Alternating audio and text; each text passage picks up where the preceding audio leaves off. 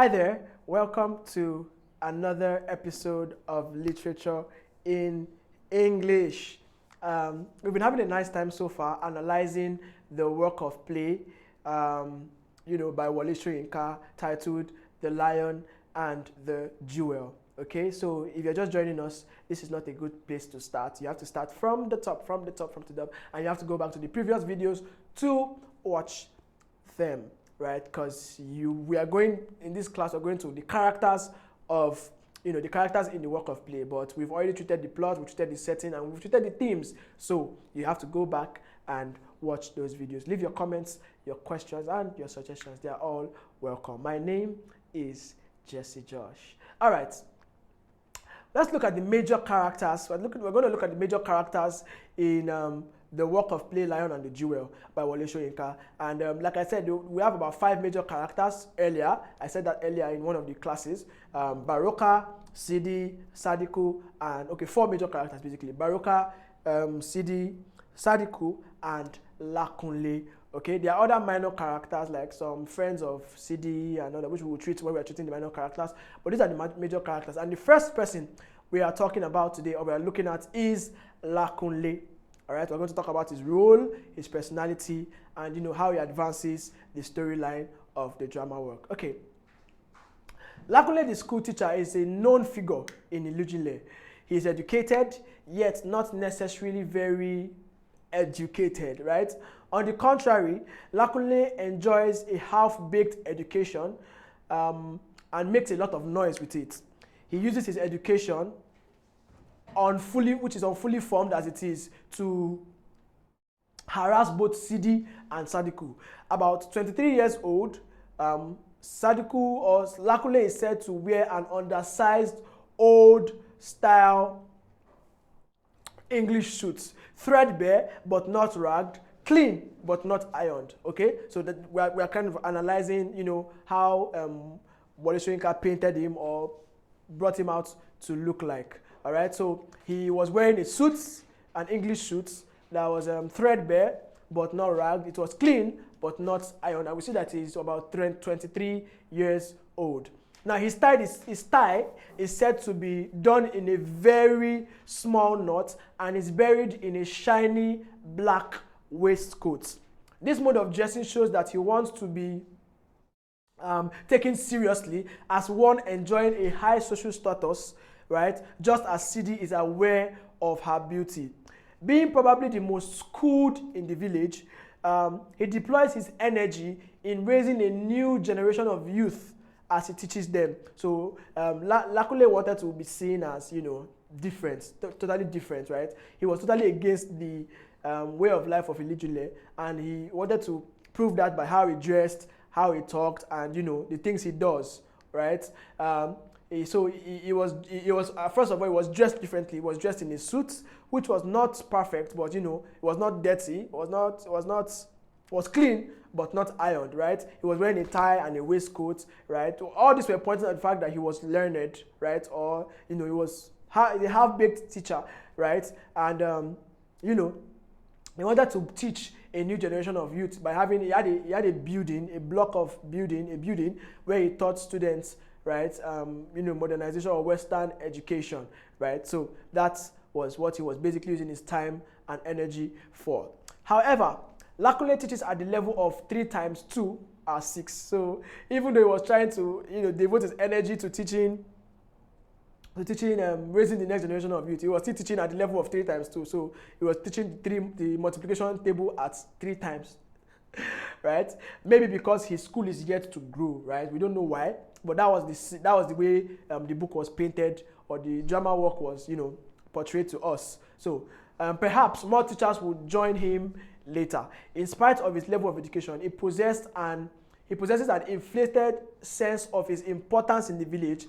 Lakunle possessed a very inflated sense of his importance in the village and merely consults longer and shorter dictionaries before talking to a non-educated Sidi to whom he blows all the grammar he knows or has heard. So Lakunle was really all, was trying to overblow and overshow this his educational thing, right? So much so that he knew that Sidi was not an educated person, yet he was blowing grammar, right? This all grammar that he was getting from, probably he had heard, or he knew, or probably he had consulted his longer or shorter dictionaries, right, before talking to her. So he was talking to Sidi as though she was as educated as he was. Remember, we are assuming that because of how the book was painted to us, he was probably the most educated in the whole village of Elujile. As Baruka is also uneducated, like Sidi, Lakunle fails to realize that the Bale possesses in abundance native intelligence, which is what we call informal education. So this is not the first time you must have heard the two types of education we have: formal education and informal education. Formal education is the one you get in school. Informal education is the native, local, home-based education, right? And Lakunle fails to realize that the Bale, who is Baruka, which we'll talk about, is had a lot of this native intelligence, right? Intelligence, which came with a lot of craftiness and shrewdness, right? And Baruka uses this to solve his daily needs. This native intelligence built into craftiness, like I mentioned, and craftiness, wit, and cunning, with which people like Baruka survive on a daily basis. Whereas the educated, like Lakunle, lose when there is a contest of will, right? So Lakunle, even though he was educated, lacked the will to do some things, right? But Baruka, with the native intelligence, used it to solve his daily, anything that troubled him. He used his native intelligence, which was already combined with craftiness, wit, and cunningness, right? And cunning, right? To, solve his daily problems, right? From the dialogue between Sidi and Lakunle, it is clear that when he sounds flowery, as in, that is what the stew pot said to the fire. He mentioned that. He made that statement in, the literature work. He's probably, when he sounds flowery, he's probably speaking Yoruba, right? He occasionally speaks with double interpretation as outcome, as when he says, the scientist has proved it, it is in my books, right? This may mean that what he has to say can be found in the books he owns or in the books he has written. So what we have here is trying to explain an ambiguous statement, right? So he made a statement in the earlier hours of the book where he said, the scientists have proved it. It is in my books. It is in my books. There could mean in the books he owns or in the books he has written, right? So basically, so let's continue. What it says is a lie, unfounded, namely that women have a smaller brain than men. That is why they are called the weaker sex. So Lakunle has this weird idea that the idea or the concept of women being the weaker sex is because they have smaller brains. You find out in the book, which is why I say you have to read the book to actually enjoy this story, right? So he thinks that the concept of them having smaller brains is what makes makes scientists call them the weaker sex. Now, not that they are the weaker sex, but that is what they are called. Of course, in spite of Sidi not being educated, she stands up to Lakunle on this occasion. So when Lakunle mentions the idea of them being the weaker sex, right? Even though Sidi is not educated, she stands up to him and says, no, really? The weaker sex, is it a weaker breed who pounds the yam or bends all day to plant the millets, or, with a child strapped to her back? So Sidi was trying to prove to Lakunle that the idea of weaker sex is very, very uncalled for, right? Is it the weaker sex that actually does the cooking, pounds the yam with babies strapped to their back, and does basically most of the house chores, everything. So Lakunle, Sidi actually stood up and contests the idea of women being the weaker sex. So Lakunle is a shallow fellow. He's a very shallow person whose frivolous nature contradicts what may be his intentions, right? His idea of progress as compared with Baruka's idea of progress is quite funny and facetious, right? So Lakunle is a very, very shallow fellow. He's a very, very shallow, he's very, very frivolous. He had a lot of frivolities, right? His nature always contradicts himself. He was contradicting himself, basically. It was hard to actually picture what he was trying to say from what he was saying, right? Because he would say something and probably mean or not have the intention with what must have been interpreted, right? He had an idea of change and progress that was very, very superficial. It was funny.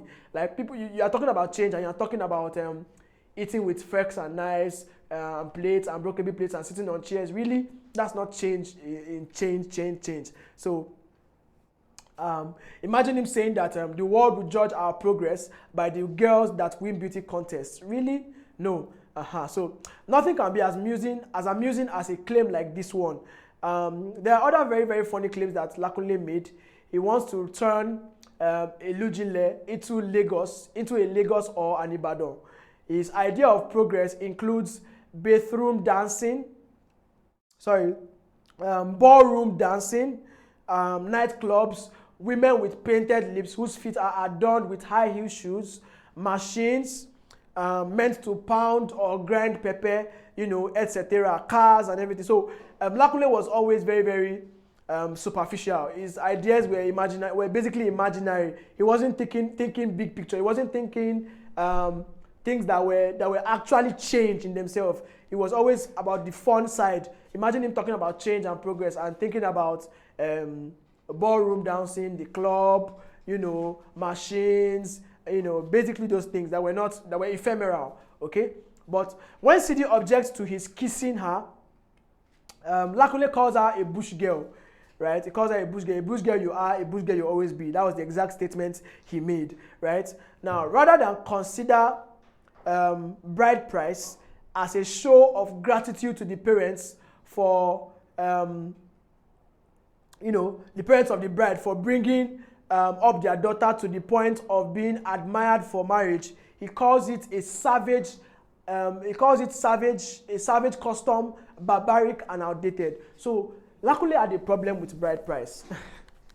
I know people actually in today's world actually have a problem with paying a bride price, and I don't know why, right? But it's tradition, and I personally am okay with traditions that that are not I don't know, that are fine, that are morally okay, right? And paying bride price is one of them. It depends on how you see it, and how you see it depends on your perspective, right? Some people see bride price as a way of buying. I even heard that there are some traditions. I don't know if you've heard it too, or there's some tribes that the man pays the bride price. Yes, in this Nigeria, the man pays the bride price, but the parents return it, saying that they are not selling their daughters or something. So there's this. So I don't know. It's in this Nigeria. They say some parents actually they will actually wait for the man. They'll write a list of the things they want the man to buy or how much they want the man to pay. I mean the husband, right? And then the man actually comes. They fix a day. The man actually comes with those items, and then they receive it. Right? They actually collect it and then they return it in a few days' time, saying that their daughter is not bought. Some of them return it on the spot, right? They just bless them and ask the daughter if that's what they want to marry the man and whatever, go through the formalities and everything. But the point is that they actually return the money or some of the things the man brought, saying that their daughter is not for sale.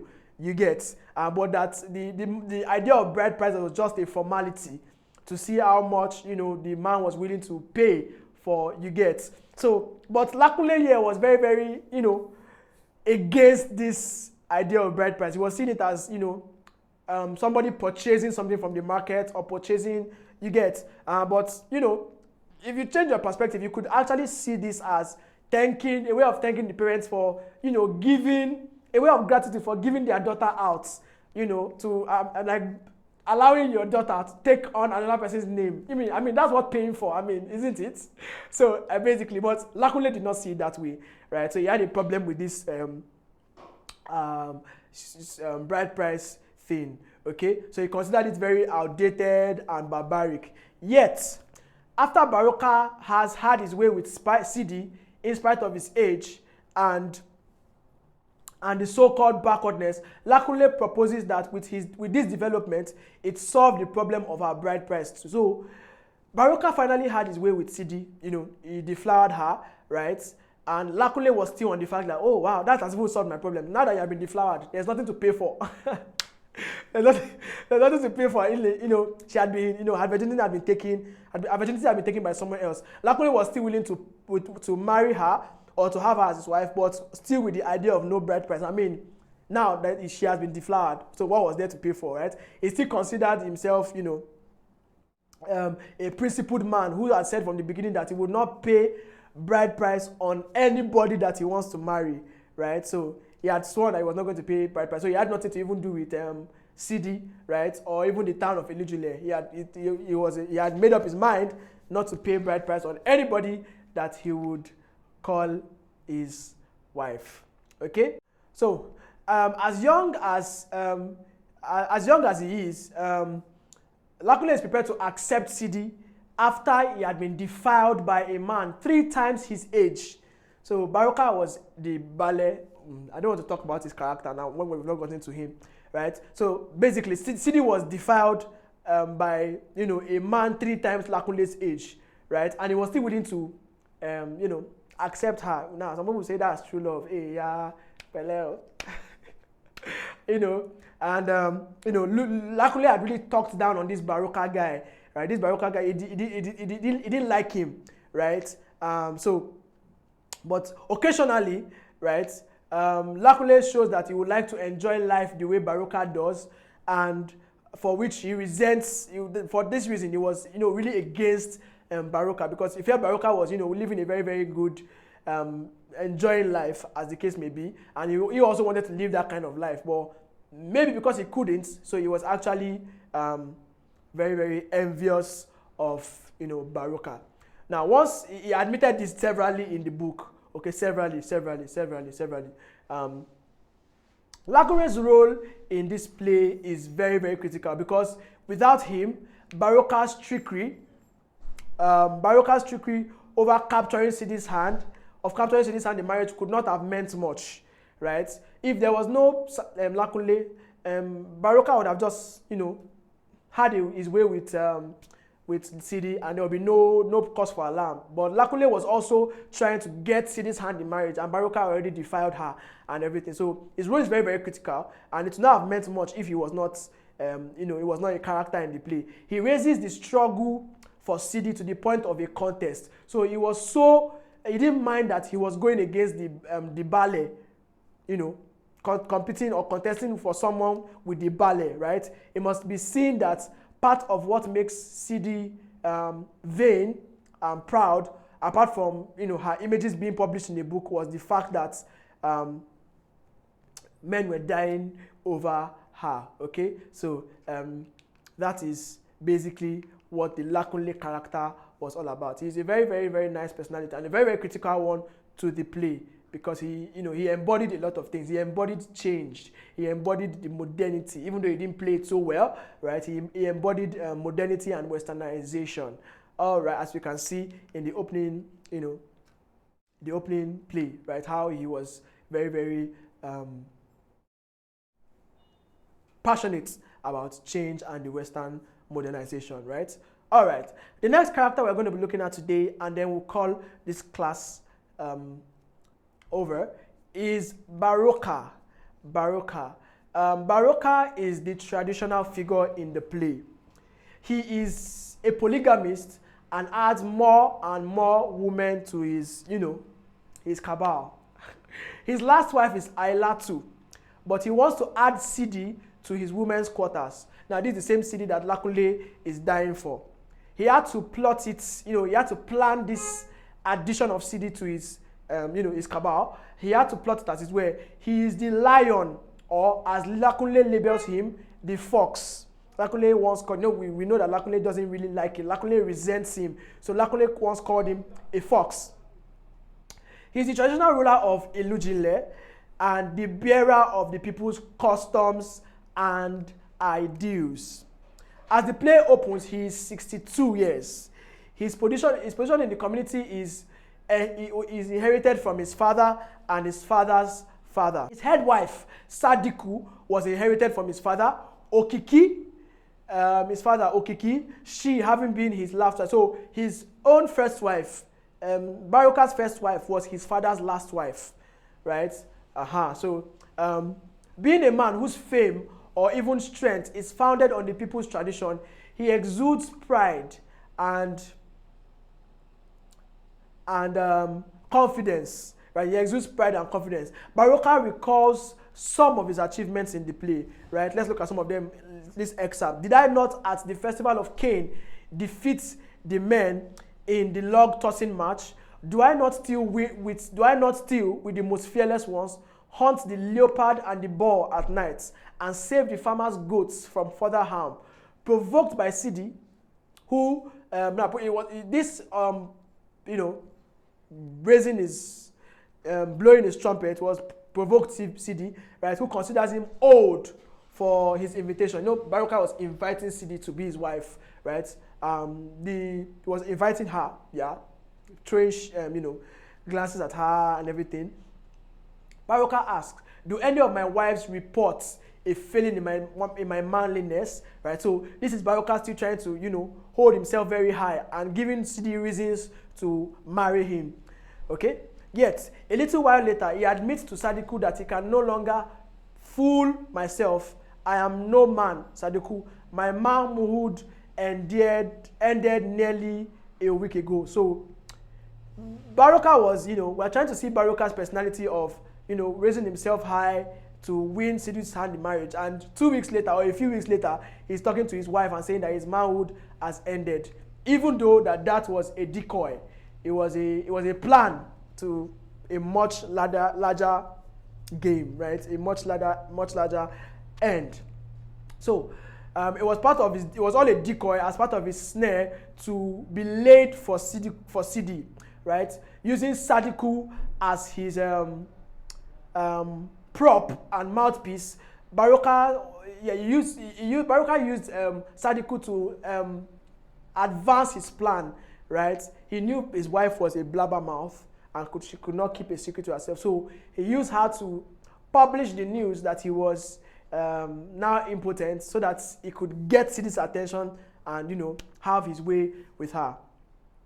Now, what Baruka does with language is very, very distinct and far superior to Lakunle's bookishness and pedantry. His language is rich and graduated with proverbs and cultural ideals, which are lacking in the language of other characters. So Baruka was very, very, very good with language.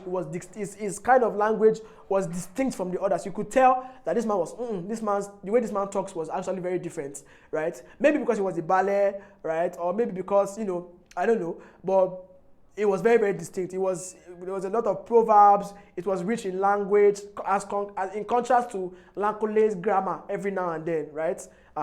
So what Baruka lacked was Western education, or what he lacked in Western education and pretension. He had enough. How do I put this? The things he lacked in Western education and pretension, he got enough of them in his traditional wits and wiles, right? So it's made up for it. Yes, it made up for it in traditional. So the things he lacked by not going to Western education and pretension, he made up for it in his traditional craftiness and wits and intelligence. Okay, so he had a very, very good informal education, unlike Lakunle. When he faces Sidi, he deploys the nuances of Lakunle's type of language about progress to show that he is not opposed to a new way of life. Lakunle thinks that Baruka is not open to change or open to modernization, but in talking to Sidi, Baruka tries to paint himself as somebody who is not averse to modernity or averse to change, but doesn't feel that one has to do without the other. Okay? What Baruka fights for is basically a new way of life on his own terms, right? This is why he bribed off the surveyor. He bribed off the surveyor to stop building the railroad, right? So he was very, very particular about his own style of change, right?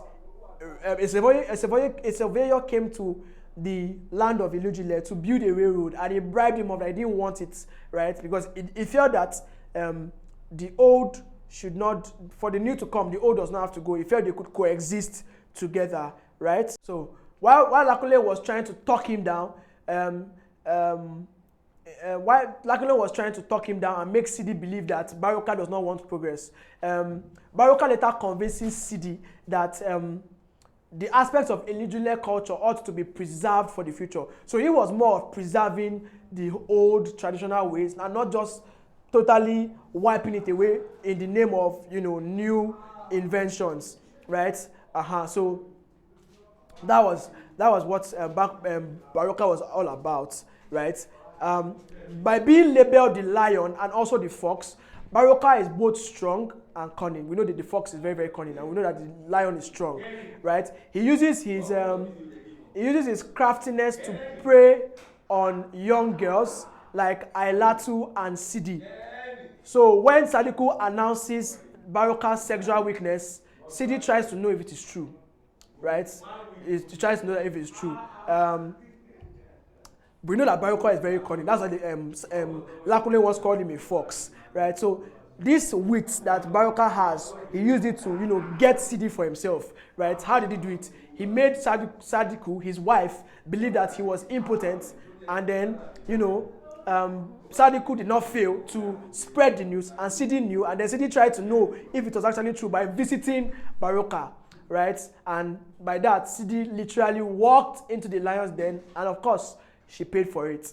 Now, he plays on Sidi's vanity by showing that Sidi's image on a stamp is far superior to her images in a magazine. Moreover, Baruka at once shows that this proposal is realizable since the machine to make the stamp is already fabricated. So one thing we can tell about Baruka's character is that he's he's strong in a way, and he's very, very cunning. He has this very, very traditional, sense. Let's use that word. He's very, very good at that. So that will be all on the characters for today. In the next class, we're going to take another set of characters, maybe Sidi, and then we'll take Sadiku. All right. So we know Lakunle and we know Baruka now. So in the next class, I'll see you as we talk about Sidi and Sadiku, the characters of the lion and the jewel, and how they advance the storyline. I'll see you in the next class.